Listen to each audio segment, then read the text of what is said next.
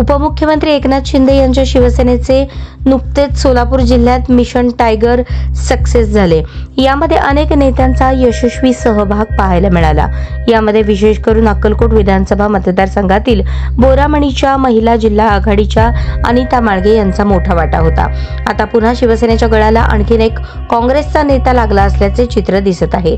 ते म्हणजे माजी आमदार पुत्र 2 वेळा विधानसभा निवडणुकीत लढवलेले भगीरथ भालके। शिवसेनेचे मिशन टायगर सक्सेस झाले, आता मिशन छावा असे नाव असल्याचे बोलले जात आहे। माजी आमदार भारत नाना भालके यांच्या निधनानंतर झालेल्या पोटनिवडणुकीत त्यांचे पुत्र भगीरथ भालके यांना उमेदवारी मिळाली, परंतु केवळ 2 ते 2.5 हजारांच्या फरकाने त्यांचा पराभव झाला। त्यावेळी त्यांनी राष्ट्रवादी काँग्रेसकडून निवडणूक लढवली होती। 2024च्या लोकसभा निवडणुकीत मात्र त्यांनी काँग्रेसला पाठिंबा दिला, पण विधानसभा निवडणुकीत ते शरदचंद्र पवार राष्ट्रवादी काँग्रेस पक्षाकडून पंढरपूर मंगळवेढा या मतदारसंघात इच्छुक होते। जागा वाटपामध्ये काँग्रेसने ही जागा स्वतःकडे घेतली आणि भगीरथ भालके यांना काँग्रेसने तिकीट दिले, पण तिथेही त्यांचा पराभव झाला। तेव्हापासून भगीरथ भालके हे काँग्रेसपासून दूरच आहेत। काँग्रेसचे जिल्हाध्यक्षपद भगीरथ यांच्या गळ्यात घालण्यासाठी सोलापूरचे नेतृत्व प्रयत्न करत होतं, पण त्यांना अपयश आलं।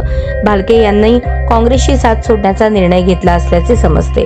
राज्याचे रोजगार हमी मंत्री भरत गोगावले यांच्या पंढरपूर दौऱ्यात भगीरथ त्यांच्यासोबत पाहायला मिळाले। भालके यांचा शिवसेना प्रवेश निश्चित झाल्याची माहिती मिळत असून त्यांचे 2 विषय जे एकनाथ शिंदे यांच्यासमोर मांडून त्यानंतरच ते शिवसेनेचा धनुष्यबाण हातात घेणार असल्याचे खात्रीशीर माहिती सूत्रांकडून मिळाली।